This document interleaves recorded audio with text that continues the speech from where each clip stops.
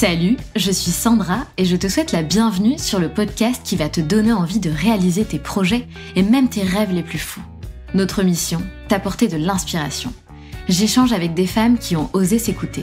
Choix de vie audacieux, parcours atypique, projets fous, elles nous dévoilent tout sans filtre. L'idée, à travers chaque épisode, c'est d'adoucir tes peurs pour les remplacer par de l'audace et de l'enthousiasme. Du mouvement, du bruit, de la fumée, laisse-toi entraîner par les locomotives. Hello les girlies, j'espère que vous allez bien. Comme d'habitude, avant de démarrer cet épisode solo, je vous le rappelle, si vous aimez le podcast, que vous kiffez les épisodes invités, solo, que vous aimez la vibe, que vous avez envie que ça continue et que ça ne s'arrête jamais, je vous invite à mettre 5 étoiles sur Apple Podcast ou sur Spotify. Ça donne de la force au podcast et merci de prendre ces quelques secondes pour nous donner un petit peu plus de visibilité et de force. Aujourd'hui, je vais vous parler un petit peu d'environnement. Donc vous le savez, je suis partie à Dubaï pour 5 jours. J'ai reçu énormément de questions, énormément de super messages d'ailleurs. Je voulais vous remercier pour ça, puisque j'ai eu d'ailleurs une question qui venait d'une fille de ma communauté et qui me demande « Est-ce que tu as reçu des messages négatifs vis-à-vis de ces quelques jours à Dubaï, vis-à-vis du fait que tu avais envie de découvrir cette ville, etc. » Et en fait, pas du tout. Ce que je voulais vous dire, c'est que merci, parce que vous êtes vraiment génial, vous êtes ouverte d'esprit, et je l'ai déjà dit en story, vous êtes bienveillante, vous êtes dynamique, vous êtes joyeuse, vous êtes optimiste, je vous adore. Et du coup, non, j'ai reçu aucun message négatif, c'est-à-dire qu'il n'y a aucune personne qui est venue me dire « Non mais franchement, Sandra, je suis déçue, Dubaï c'est quand même hyper superficiel, je comprends pas que tu souhaites aller là-bas, blablabla. » Je n'ai pas reçu ça. Et tant mieux parce que ce type de message n'aurait pas été bien accueilli puisque je ne comprends pas en fait ce genre d'attitude, surtout quand on connaît pas.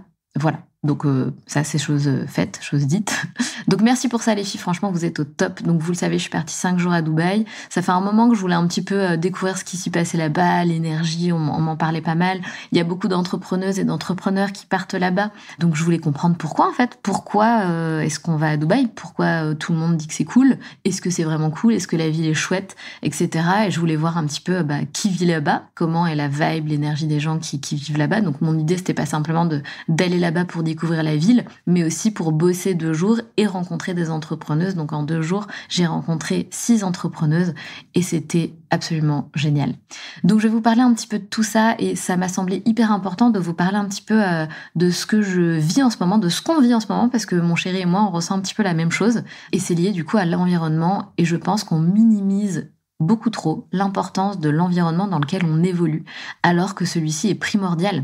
Je pense que c'est normal d'ailleurs de changer d'environnement en fonction de nos évolutions, bien que je suis vraiment partisane de se dire en fait l'important c'est d'être bien en toi, à l'intérieur de toi-même, avec toi-même et tu seras bien partout. Cependant, je pense quand même que l'environnement joue, c'est évident. Enfin, l'environnement, l'énergie, la culture, tout en fait, je pense que tout a un impact sur nous, sur notre énergie, et que c'est hyper important de faire en sorte, avant tout bien évidemment, de se sentir bien avec soi-même, mais aussi de faire en sorte d'évoluer dans un environnement qui nous convient en fonction de la phase de vie qu'on est en train de vivre. Pourquoi? Parce qu'on évolue, nos désirs ils évoluent, nos besoins évoluent, nos projets évoluent, notre entourage évolue également. Et pour ma part, je sais vraiment que mon environnement est clé.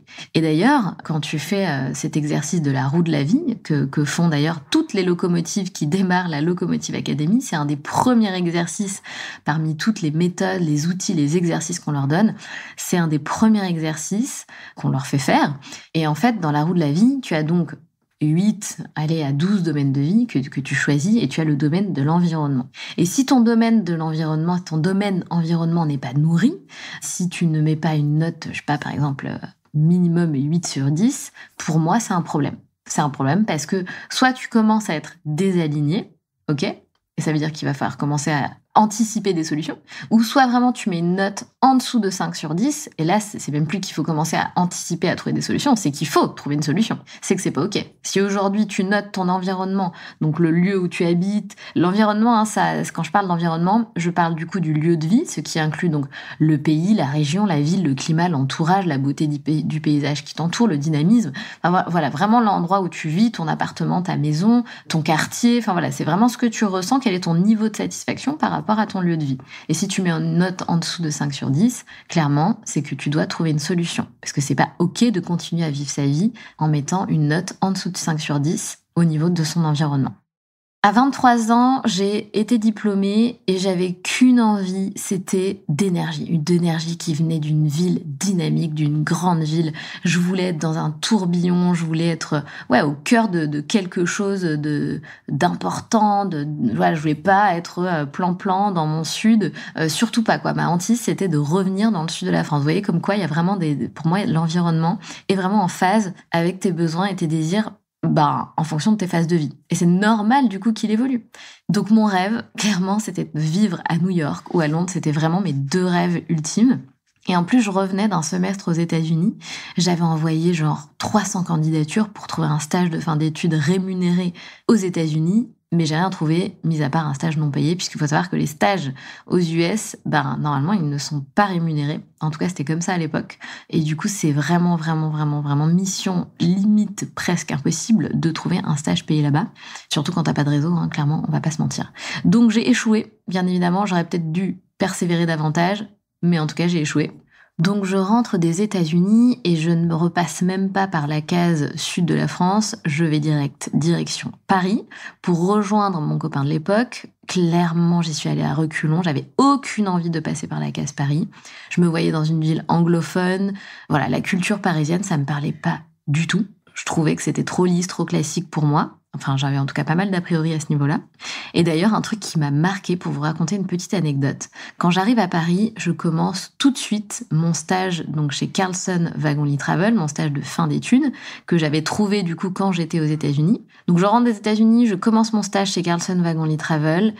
Et là, j'arrive à la cantine d'entreprise, donc je découvre un self incroyable. Je me dis, mais attends, mais c'est dingue, il y a tellement de choix, c'est ouf. Carlson Wagonlit Travel, c'était une grosse entreprise. Enfin, moi, j'hallucinais, en fait. Donc, je prends des pâtes, du pain, du fromage, un dessert. Je sais plus exactement ce que je mets dans mon assiette, mais en tout cas, je me fais grave plaisir. J'ai envie de goûter à tout. Je me dis, c'est trop kiffant, quoi. Il y a plein de trucs, autant tout tester et prendre plein de trucs. Et je m'assois donc à table à côté de mes collègues féminins et je vois que toutes les meufs ont pris des carottes râpées et de la salade. Et c'est con, mais ce souvenir m'a tellement marqué et je me suis dit putain mais qu'est-ce que je fous ici ? Ça va pas être fun si les filles sont aussi coincées que leur plateau repas. Bref, franchement c'est un souvenir qui m'a vraiment marqué parce que ça n'a fait que renforcer cette croyance que j'avais au niveau de Paris, des personnes qui vivent à Paris, de l'énergie, de la culture un petit peu parisienne, du délire parisien et je me suis dit waouh, ok, ça confirme encore une fois ce délire qui me correspond pas du tout. Bref, c'était très dans le jugement, je suis totalement d'accord avec vous, mais ce souvenir m'a vachement marqué. Et du coup, durant mon parcours, en fait, moi, j'ai eu l'opportunité de vivre à Londres et aux États-Unis, et c'est vrai que je me sentais vachement à ma place, surtout à Londres, en tout cas à l'étranger. Encore une fois, dans des pays anglophones, cette vibe qu'on ressent, quand on est à Londres, par exemple, quand on est expat à Londres, franchement, c'est incroyable. Et pour être très honnête avec vous, parfois, j'en ai un petit peu marre dans la France, parce que je ressens un peu un manque d'énergie. Je suis quelqu'un d'hyper intuitif, je ressens beaucoup les énergies, j'ai besoin d'énergie pour créer, pour me réaliser, pour me sentir bien. Et c'est vrai que parfois l'énergie, alors c'est peut-être le sud, bien que le sud franchement c'est merveilleux, c'est génial, il fait super beau, t'as la mer, t'as la montagne, en plus j'ai mes copines ici, franchement j'ai archi pas à me plaindre, qu'on soit bien d'accord, c'est pas du tout ce que je suis en train de dire, mais parfois il me manque cette énergie un petit peu, cette folie de la ville, ce truc un petit peu multiculturel où t'as des gens de toute religion, de toute origine, de cultures différentes, et ça moi j'adore, ça m'inspire beaucoup, et c'est vrai qu'ici dans le sud, t'as pas ça en fait. T'as pas ce truc-là. T'as pas cette énergie-là. C'est une autre énergie qui est plus slow, qui est plus cool et dont j'ai besoin aussi. Il n'y a pas cette énergie-là. Et c'est vrai que quand on me demandait, quand j'étais étudiante, quand on me demandait tu te vois où dans 5 ans, je répondais toujours, je me vois à New York, au 20e étage d'un building, manager d'une grosse équipe, à la tête d'une entreprise. Et c'est vrai qu'aujourd'hui je me dis, est-ce que finalement, c'est pas ce truc-là qui vient me titiller, c'est-à-dire mon désir profond de quand j'étais étudiante, quand j'étais jeune femme, qui vient finalement me dire, en fait, ce désir-là, il existe toujours, il fait toujours partie de toi, même si aujourd'hui, t'as un désir qui est différent, c'est-à-dire que je pourrais pas être que dans ce désir-là, dans cette vie-là. Je pense que j'ai vraiment besoin des deux. Et c'est pour ça, d'ailleurs, qu'à chaque fois que je vais à Paris tous les mois, Il faut savoir que j'arrive à Paris, je pose un premier pied en terre parisienne, je prends une grande inspiration en mode « Ah, ça fait du bien !» Et les gens, ils comprennent pas quand je leur dis ça. Mais c'est vrai que ça me fait un bien de dingue parce que j'ai besoin, je pense, de ces deux-là, de l'énergie de la ville et de l'énergie aussi de la mer, du côté un peu plus slow life, etc. J'ai vraiment besoin des deux et je pense que pour l'instant, j'ai pas encore trouvé mon parfait équilibre. Je sais pas si vous avez vu le film Le Stagiaire avec Anne Hathaway, petit aparté. Ce film, c'est un kiff ultime pour moi. En fait, à chaque fois que je le vois, parce que je l'ai vu plusieurs fois, je me dis mais je veux trop être elle en fait. J'adore sa vie, j'adore ces deux côtés-là, ce côté où j'ai envie de vivre cette vie un peu slow, bord de mer, et ce côté où j'ai envie d'être une chef d'entreprise, une girl boss, où j'aime l'énergie de la ville, etc. Voilà, donc j'aime trop ces deux côtés. Et je pense que c'est un peu pareil, question environnement, c'est ça en fait, j'ai besoin des deux. Encore une fois, l'énergie de la ville et l'énergie de la mer, le slow et le fast. Et en partant à Dubaï, je suis allée en me disant, allez go, on va découvrir, mais je risque d'être déçue. Au début, je me suis dit, waouh, tellement de buildings, pas ouf, pas hyper belle la ville quand même. Et puis j'ai compris que downtown, ça représentait pas forcément l'entièreté de Dubaï, bien au contraire, qu'en fait c'est hyper étalé, c'est bien plus grand, c'est hyper grand en fait, qu'il y a plein d'endroits à découvrir. C'est plein de quartiers différents, donc il faut découvrir la globalité de la ville. Il y a quand même plus de 3 millions d'habitants, donc c'est pas rien. Il y a des tours monstrueuses de partout, et partout, c'est bizarre, mais c'est comme si le calme régnait. Et ce que j'ai ressenti là-bas, c'est vraiment une énergie nouvelle. Il y a une énergie qui est comme nouvelle, qui traverse cette ville. C'est un peu la ville, du futur, la ville de tous les possibles. Et en plus de ça, les gens se respectent. Ils respectent les règles. C'est propre. Tu sens qu'il y a ce truc au niveau de la sécurité qui est réel. On se sent safe, en fait. On se sent pas en insécurité. On n'a pas l'impression qu'on va se faire agresser à chaque coin de rue. Bien au contraire. Tu te sens méga safe. Et puis ce qui est fou, c'est que t'as la mer, t'as le coucher de soleil, t'as les mosquées qui sont sublimes, t'as le désert, t'as le côté féerique lorsque le soleil se couche, t'as des tours, t'as aussi des jolies maisons, t'as des lieux magnifiques. Ouais, c'est vrai que c'est surprenant, c'est vraiment surprenant. Et c'est une ville, en fait, où t'as l'impression qu'il y a des opportunités professionnelles à chaque coin de rue, qu'il y a encore tout à faire, tout à construire. Et d'ailleurs, ça se voit parce qu'il y a beaucoup encore d'endroits en construction. Tu sens que cette ville, déjà, elle est en pleine explosion, en pleine expansion, mais qu'elle est encore en pleine expansion. Et qu'il y a beaucoup de choses à faire. Il y a beaucoup de choses à bâtir. Et effectivement, c'est vrai que c'est une ville, on va pas se mentir, où il y a beaucoup d'argent. Il y a des beaux restaurants, il y a des belles voitures, il y a de beaux hôtels. C'est un peu une bulle, clairement. Pour moi, c'est pas la réalité, c'est pas le vrai monde. Enfin, en tout cas, c'est réel pour là-bas, parce que c'est comme ça que c'est. Mais pour moi, c'est pas la vraie vie. Enfin, je sais pas, c'est étrange. Mais c'est vrai que ça donne quand même envie de se bouger, de bosser, de créer sa liberté financière, de développer sa boîte, de créer des projets, de faire de super rencontres. C'est vrai que ça donne un petit peu ce coup de pied aux fesses de se dire « Ok, let's go en fait. Moi aussi j'ai envie de me bouger pour faire des trucs de dingue. » Et franchement, je suis pas du tout quelqu'un de bling bling, même si j'ai un petit côté un peu rosta en moi, je pense, depuis que je suis petite. J'aimais bien être une princesse, nanana. Donc je pense que j'ai un petit peu ce côté-là qui, mine de rien, il y a une part de moi que ça fait kiffer. Mais voilà, je suis quand même pas du tout de ce genre-là bling bling. Enfin, j'ai pas de fringues de marque. Je suis pas du tout dans ce délire-là. Mais quand même, la soirée sur le yacht, j'ai grave kiffé. Faire des beaux restos, j'ai grave kiffé. Voir des belles voitures, j'ai grave kiffé. On va pas se mentir, c'est quand même kiffant. Même si c'est pas, ce qui me fait le plus vibrer dans ma vie, le côté matériel, c'est quand même très agréable à voir, c'est très agréable à vivre, on va pas se mentir là-dessus. Et je vous le disais, j'ai rencontré du coup 6 entrepreneuses là-bas, et waouh, vraiment quelle énergie quoi, quelle belle énergie, des mindsets super inspirants, super inspirants, super forts, super dynamiques, tout ce qu'on aime quoi, pas plan-plan, en tout cas tout ce que moi j'aime. Et franchement, je dis pas du tout que je vais aller vivre à Dubaï, vraiment loin de là, pas du tout. Enfin, si ça tenait qu'à moi, honnêtement, c'est le genre d'endroit que je pourrais tester, tu vois, pendant 1-2 ans. Mais bon, je suis pas seule, je suis en couple et nous avons un enfant, donc ce sont des décisions que nous ne prenons pas seules. Mais en revanche, ça fait un moment qu'on discute du fait que notre environnement ici ne nous convient plus forcément à 100%.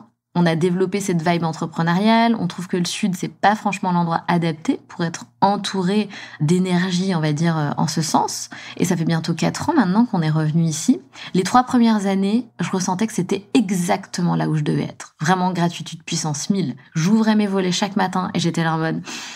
c'est exactement là où je veux être. C'est exactement là où je dois être ici, tout de suite, maintenant. Ça correspondait à 100% à mes besoins du moment. Je sortais d'un burn-out, on avait quitté Paris, notre vie changeait drastiquement, on avait un petit bout d'1 an et demi. Donc clairement, être dans un endroit posé où t'as le ciel bleu quasiment tout le temps, où la vie est douce, franchement, c'est quand même super agréable. Mais depuis, voilà, j'ai évolué, mes envies ont évolué, mon projet a grandi, mon entreprise a grandi. Et c'est vrai que je suis plutôt du genre à vouloir vivre plein d'expériences dans ma vie. Même si je sais que mon sud reste mon sud. Et je pense que je finirai toujours par atterrir ici. Parce que ici, c'est aussi une bulle spéciale. C'est surtout ici, là, à Valbonne. C'est indescriptible. C'est un peu une petite bulle de bonheur. C'est magnifique. J'adore être ici, c'est clair. Mais demain, tu me dis, on part à l'étranger. Franchement, je suis prête. Et c'est dingue parce que toute petite, j'étais vraiment le contraire. Mais depuis que je fais ce travail sur moi, que j'ai fait ce travail sur moi, que je sais qui je suis, que je sais quelle femme je suis, que je suis réellement, celle que je dois être, que j'ai plus peur, en fait, d'écouter mes envies, mes désirs, et que je n'ai absolument plus peur du changement, surtout que j'accueille le changement, je le déclenche même, et que rien ne nous retient. On est libre, clairement, on n'a pas de CDI, on n'est pas propriétaire, on peut tout quitter du jour au lendemain. Et franchement, c'est trop un kiff, cette liberté dont j'avais peur avant. Avant, j'avais peur, je comprenais pas les gens qui vivaient comme ça, je trouvais que c'était hyper risqué. Moi, je faisais partie de ces gens, je voulais un CDI, je m'étais dit que c'était cool, il fallait que je sois propriétaire aussi. Et puis finalement, on a changé ce mindset.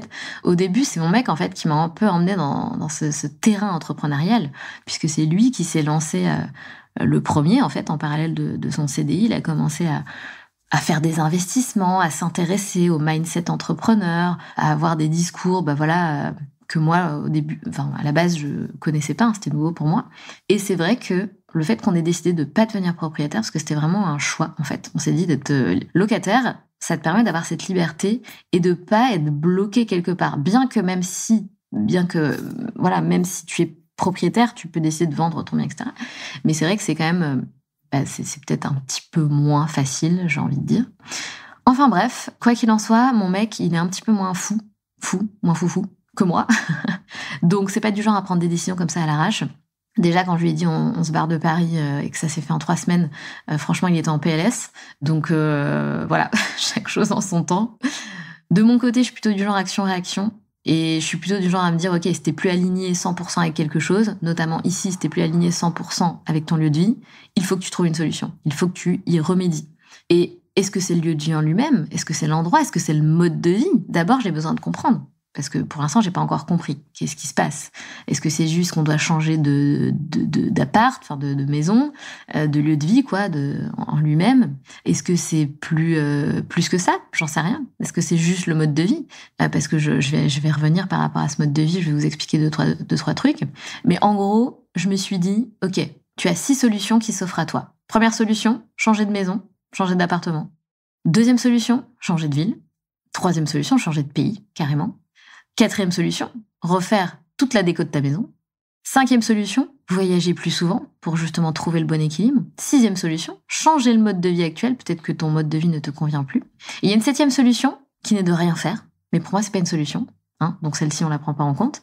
Donc j'élimine pour l'instant les 3 premières options parce que je veux d'abord comprendre ce que nous recherchons, pourquoi est-ce qu'on ressent ça et de quoi est-ce qu'on a besoin. Et je garde l'option 4, 5 et 6, c'est-à-dire refaire la déco de la maison, voyager plus souvent pour trouver un bon équilibre et éventuellement revoir notre mode de vie. Pour l'option 4, je vais faire appel à une élève de la Locomotive Business qui va réaliser mon rêve, c'est-à-dire qu'avec un coup de baguette magique, elle va transformer mon intérieur pour concevoir mon intérieur de rêve. Sans travaux, sans rénovation. C'est con, mais on a les mêmes meubles depuis 8 ans. Et il faut dire que j'ai jamais réellement investi là-dedans parce que ça n'a jamais été une priorité pour moi. Je n'ai jamais compris les gens qui mettaient, par exemple, des milliers d'euros dans un canapé. Pour moi, ça me semblait aberrant. Surtout quand t'es jeune salarié, même si t'as un bon salaire, pour moi, ma priorité, c'était de voyager. Donc, tous les sous que je gagnais et que je pouvais avoir en surplus, c'était pour voyager, pour partir loin, pour partir en week-end, pour vivre des expériences. Ça a toujours été ça, ma priorité. Ma priorité, ça n'a jamais été de m'acheter un meuble cher. Franchement, je ne vois pas le concept. Mais cette priorité a évolué dans le sens où aujourd'hui, ça fait 8 ans qu'on a ces meubles-là et que c'est un petit peu, c'est bizarre ce que je vais vous dire, mais c'est un petit peu comme si ces meubles-là s'étaient éteints. Non, peut-être pas. C'est bizarre de dire ça, mais un peu quand même. C'est comme si, en tout cas, ils ne m'apportaient plus l'énergie dont j'avais besoin, il ne m'inspire plus. J'ai vraiment envie de créer un intérieur qui me correspond à 100%, qui m'inspire, qui réveille ma créativité, qui me donne l'énergie dont j'ai besoin. Et au lieu de me dire, attendons 2025 pour voir un petit peu ce qui se passe, pour voir comment aura évolué cette réflexion, en fait non. Pourquoi attendre? La vie n'attend pas. Si tu as besoin de te sentir mieux et que tu peux te le permettre, fais-le. Et en plus de ça, je pense qu'on va peut-être tout filmer. Et donc, je trouve que c'est assez cool. Donc, c'est Déborah qui va lancer, je pense, ce concept sur YouTube de faire des avant-après. Et on s'est dit, allez, let's go, pourquoi ne pas le faire avec moi? Donc, c'est peut-être possible que vous retrouviez cette transformation bientôt sur YouTube.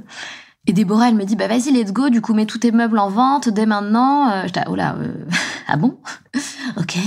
Donc, ça me fait, je vous dis pas que je suis, pas flippée du tout. Alors, je suis pas flippée, mais je me dis, wow.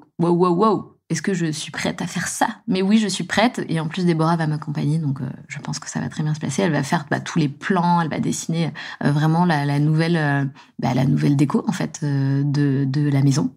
Donc je trouve ça incroyable. Je suis trop excitée à l'idée de faire ça, et donc je vais la faire venir, je pense là, ce mois d'avril ou ce mois de mai chez moi. Voilà. Donc je garde aussi l'option 5, voyager plus souvent, parce que depuis que j'habite ici, j'ai plus du tout ressenti cette envie de voyager. Enfin, pendant 3 ans, vraiment, je me sentais totalement complète. Aucune envie de voyager. Ce nouveau lieu de vie m'apportait tout ce dont j'avais besoin. Je n'avais absolument pas envie de voyager. Je n'avais absolument pas besoin de voyager. Et depuis quelques mois, cette envie, elle est revenue. Et j'aimerais voyager plus souvent, mais pas dans un maximum d'endroits. C'est-à-dire que j'ai envie de voyager plus souvent, mais un petit peu pratiquer je sais pas si on peut dire le slow travel, mais en gros, ce qui me ferait kiffer, c'est de rester 3 semaines, 1 mois dans un même lieu.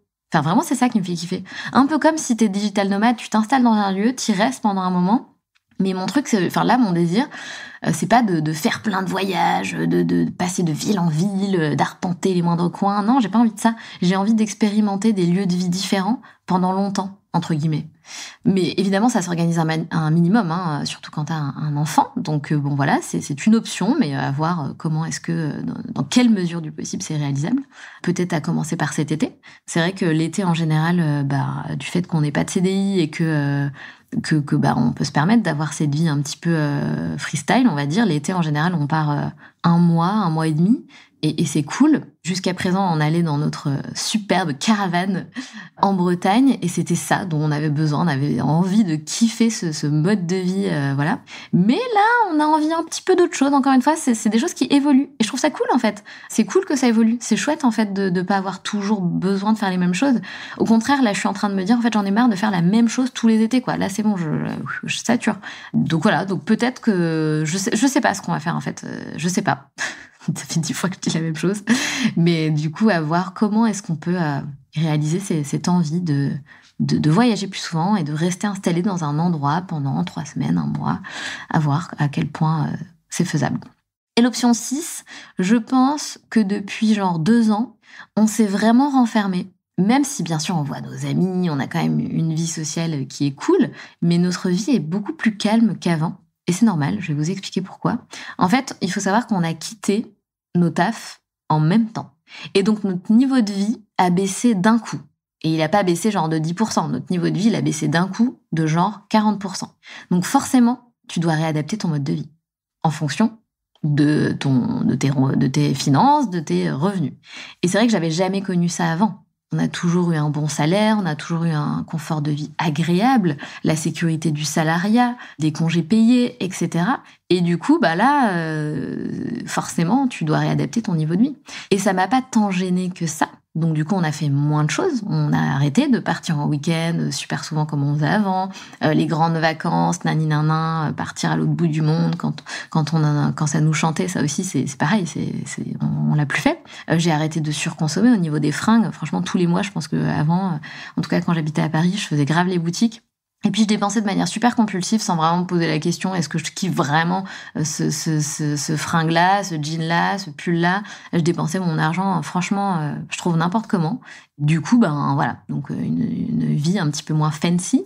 Donc clairement, notre mode de vie a évolué. Et je dis pas qu'il faut forcément de l'argent pour avoir le mode de vie que l'on souhaite avoir. Mais quand même, quand tu as cette charge mentale-là, parce que c'était ça, clairement, on a dû faire attention à tout. Moi, je développais mon bise, lui, pareil. Franchement, c'est quand même assez contraignant et tu fais hyper gaffe en fait à tes dépenses. Enfin, c'est la réalité en fait. Donc j'ai trouvé en tout cas dans on va dire dans le monde dans lequel on évolue, là le fait qu'on soit à Valbonne, etc. Le mode de vie il est quand même assez élevé ici. Donc voilà, après avoir fait 14 randos, 22 balades, le tour de tous les parcs, etc. Ben c'est vrai que au bout d'un moment tu te dis j'aimerais bien retrouver un certain confort de vie, pouvoir vivre d'autres expériences, me faire un petit peu plus plaisir, aller, je sais pas, c'est tout con, mais me faire des petits week-ends pour m'évader un petit peu plus du quotidien, se faire un petit restaurant sans avoir la gorge serrée. Enfin, c'est con, mais ça joue en fait à ton mode de vie et c'est cool quoi quand tu peux le faire, quand tu peux te le permettre sans avoir la gorge serrée, la boule au ventre. Franchement, c'est cool.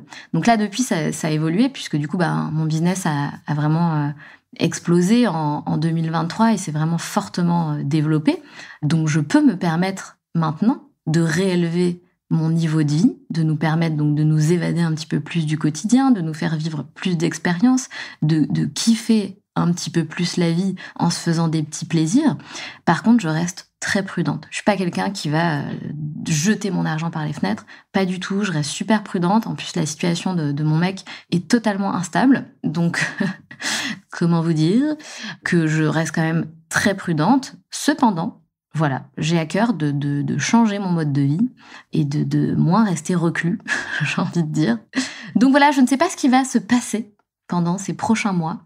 Mais voilà, je vous ai un petit peu exposé mon ressenti du moment, les différentes options qui s'offraient à nous et qui sont, je trouve, les plus adaptées pour l'instant. Mais en fait, la vérité, je vais vous dire un truc, les filles, c'est que la vie, elle est pleine de surprises. Donc, je suis pas trop du genre à faire des plans très précis parce que je sais qu'en général, la vie ne se passe pas comme prévu, les choses ne se passent pas comme prévu. Ou peut-être que ça se passera exactement comme ça. Mais si ça se trouve, tu vois, demain, on aura, je sais pas, une opportunité qui se présente et pouf, ça chamboule tous les plans. Donc, on sait pas. On sait pas. Et c'est ça, la beauté de la vie, c'est qu'on sait pas. On se fait un petit peu, on a une vision, on a des options. À nous, du coup, de mettre en place les bonnes actions, d'anticiper les choses pour justement, que nos inconforts ne prennent pas plus de place et remédier à ces sensations-là, à ces besoins-là, ça c'est hyper important. Mais il faut garder l'esprit ouvert et se dire, bon, si ça se trouve, ça se passera pas comme prévu, donc il va falloir que je fasse preuve de flexibilité. Donc voilà, je ne sais pas du tout ce qui va se passer, comment va évoluer cette réflexion. Si ça se trouve, on va absolument pas bouger et se dire, voilà, il fallait juste qu'on change la déco de la maison et hop, c'est réglé. Mais voilà, on verra. Donc on verra. Je vous tiens évidemment informé de ce qui va se passer, de ce qu'on ressent, de ce qu'on a envie de faire, etc. Mais pour l'instant, nous restons ici. Il n'y a pas de plan spécifique de déménagement ou quoi que ce soit. Nous restons ici, exactement à l'endroit où nous sommes, en faisant du coup des petites variantes. Donc revoir un petit peu l'intérieur, voyager plus souvent et améliorer notre mode de vie, en tout cas qui ressemble plus à la manière dont on a envie de vivre notre quotidien.